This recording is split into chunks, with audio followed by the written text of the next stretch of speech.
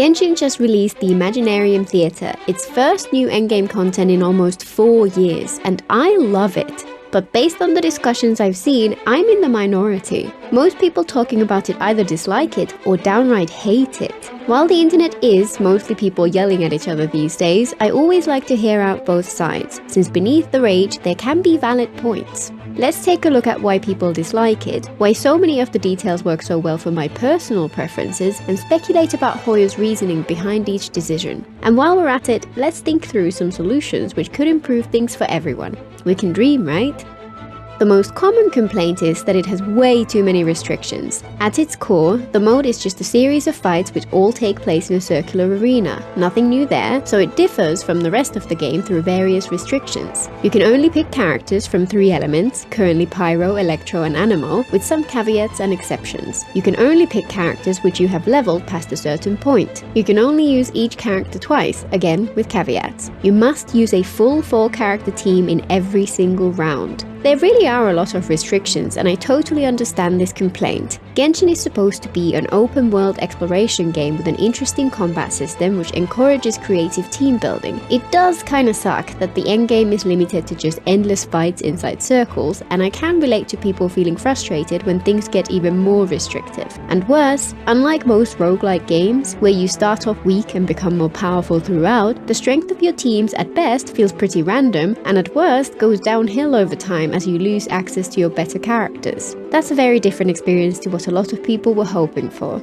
However, the restrictions seem tailored to my personal preferences. I've always enjoyed experimenting with unusual combinations, challenging myself to find ways to take a set of dysfunctional characters whose kits do not synergize and turn them into something which starts to feel like a usable team. When they don't work at all, it becomes a test of my skill and reactions as I try to work around the flaws. And it's even better on those rare occasions when somehow there's an unexpected approach which makes the odd companions shine together. We even built an app to help visualize this. A game mode which forces you to experiment and try new things? Sign me up. And that's what Hoyo is aiming for here. So much of the more vocal side of the community are heavily focused on the meta, figuring out which subset of the characters in the game form the most powerful teams and exclusively using those ones. I'd argue this is bad for the game. Playing the same few teams forever is fine if they bring you a lot of joy, but you'll often see people who follow this path complaining that the combat feels bland and uninteresting. And in my opinion, one part of that is that they miss out on almost all of its variety. Worse, the Abyss encourages people to vertically invest in the small number of characters, causing a feedback loop which makes those teams feel better and better when compared to their uninvested alternatives. To keep things challenging, Hoyo then has to raise the difficulty bar, further reinforcing the meta. Since Hoyo wants to continue selling and releasing characters, they end up with a choice: keep making them more powerful or more niche, and power creep the old characters into oblivion along the way, or find some ways to encourage people to branch out. The IT seems like an obvious attempt to fix this problem. I do, however, think this could have been done in a way which feels less harsh to people who haven't branched out up until now, which we'll get to later.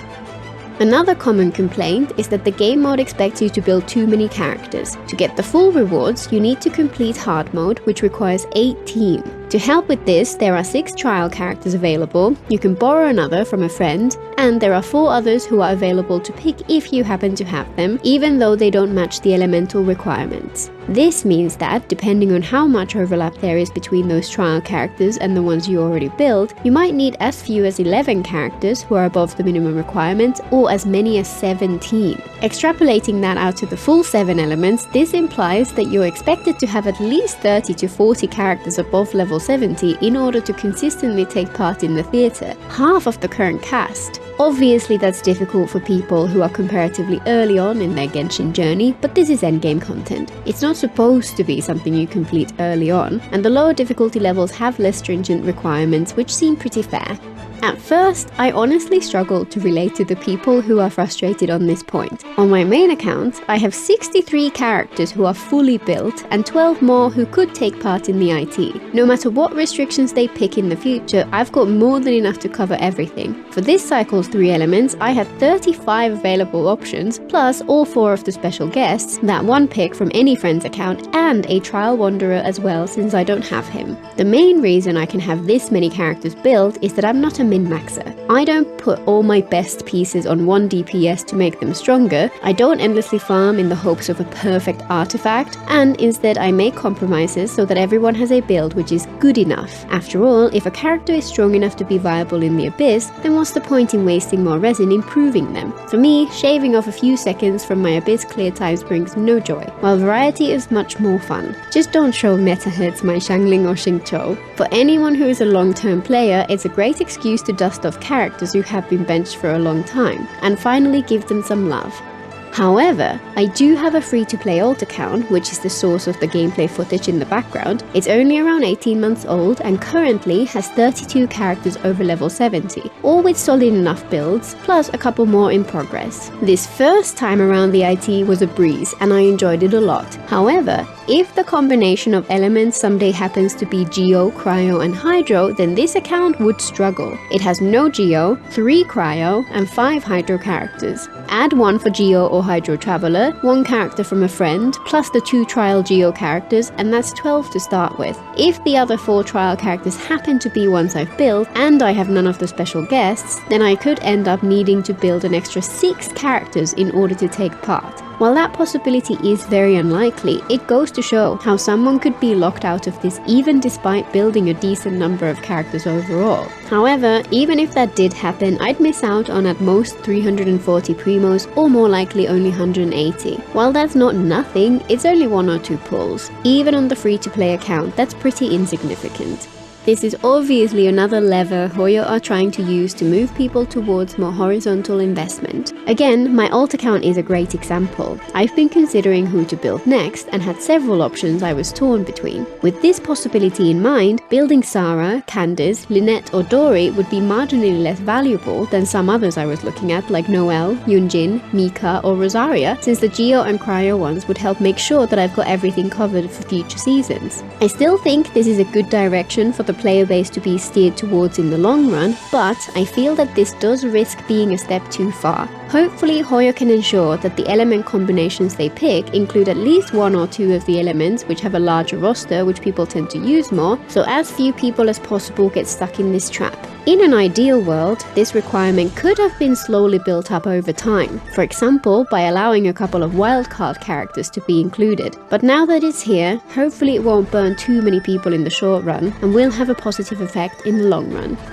The last big complaint is that the game mode involves too much RNG. While there's some level of randomness in which types of reward cards you get and which enemies you face, those are generally underwhelming and don't make much of a difference to the gameplay, which is a whole separate issue they need to work on. The real problem though is the RNG which controls which characters you get, which exacerbates all the frustration caused by those restrictions. You start off with the initial 6 featured characters, and then you get a random character from your cast after each fight. In addition, and here's where it really leads to RNG, some of the cards you can choose before each round let you unlock another character, and each of these has different limitations to them. The most common one lets you pick between 2 random characters from a specific element. Another is a similar choice but from any element, and a rarer one lets you pick 1 of 6. There are also some rewards which grant you extra vigor points for a character which lets you use them more than twice. For someone with a wide roster like mine, this results in ton of team variety, interesting challenges with unusual combinations, and an extra layer of strategy when you want to save a specific character for one of the boss levels. For someone with a smaller roster, especially one who included unbuilt characters just to fill up the slots, this can lead to a frustrating experience overall.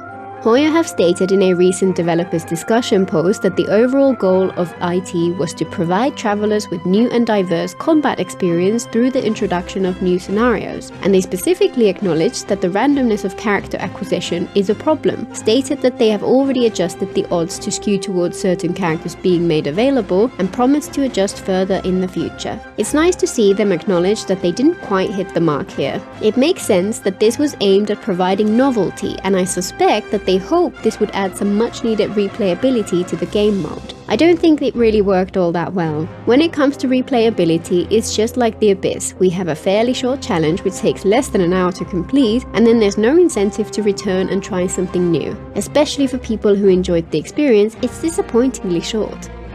To quickly run through some other common complaints I've seen, many said that the trial characters suck. This just shows how much people's perspective has been skewed by hyper-investment being the norm. The Trial Wanderer, for example, was a breeze to use along with my solidly built supports, despite many people saying that he's awful. Some with particularly well-equipped accounts and good skill levels complain it's too easy. To some extent I agree. For those of us in this situation, it'd be great if there were ways to dynamically increase the difficulty for an optional extra challenge. Several I've seen were vocal about hating playing with dysfunctional teams, and while I get it to some extent, the enemies aren't all that strong. A little skill goes a long way there. A few of the restrictions do seem a bit pointless. Chief among them is the one that limits support users to 15 times for a given player's cast. This doesn't really provide much of a benefit in my opinion. Some people hate the time limits. I can sympathize, but at least they do only apply to certain stages within the game mode. And another of the most common complaints is that half of the Abyss cycle was replaced to add this, which I absolutely agree with. The rewards are fairly paltry, and I'd have loved if this had been added in addition to the existing Abyss cycle just so there's something to do. There are two other things which I personally dislike, which I've not seen talked about anywhere. First, the opening characters get a permanent buff for the entire duration, which applies outside of the theatre, including in the Abyss. I wish this was toggleable. I like that it exists, since it can be a valuable way for people to get a little more use out of the featured characters for that patch, but as someone who can already clear all the content, it'll just make it slightly less challenging, which is not something I want on my main account. With my free-to-play account in mind, my more long-term concern is that while the resin cost of raising characters to level 70 is fairly low, I'm almost completely out of elemental gems, which is, of course, made exponentially worse by all the characters who need a boss drop from one which drops the wrong gems, which is depressingly common these days. This is an existing problem outside of the IT, but the requirements of this game mode really shine a spotlight on this problem, since it's one many people will start to encounter more as they diversify their rosters. On the bright side, the fact is that the enemies in the theatre are pretty weak in comparison to the Abyss, so it's much less of a problem to go in with underinvested characters.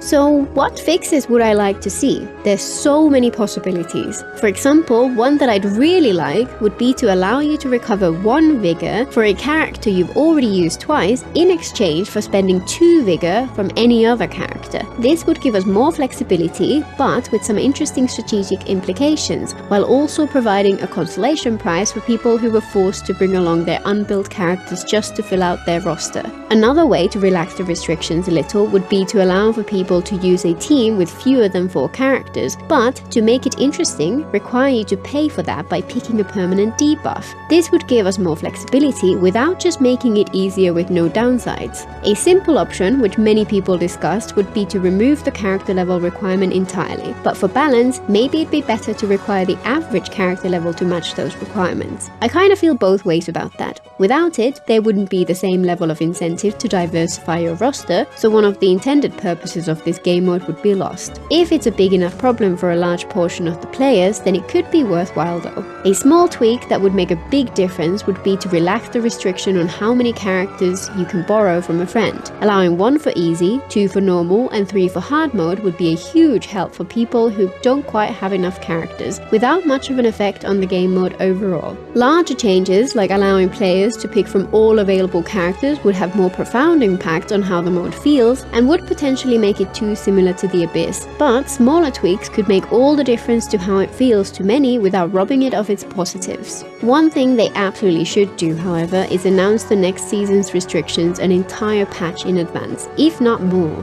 All those ideas focus on altering the restrictions, but there's a whole different world of possibilities if they were to look at other aspects of the mode or even make more drastic changes. For example, they could remove the restrictions entirely and instead focus on buffing the characters they want us to focus on, either directly or indirectly. Imagine if they tripled the strength of characters from the featured element in the theatre for starters. They could have us fight much stronger enemies, making the other elements much less viable, so the end result would be close to the same but without feeling restrictive. Or they could replace the rather mediocre buffs which currently exist with ones which are much stronger, reduce burst cooldown times, massively increase ER, unlock constellations, unlock 5-star weapons or refinements, and so on. The Vigor system would prevent some of these things from being too powerful, but it would be a lot of fun.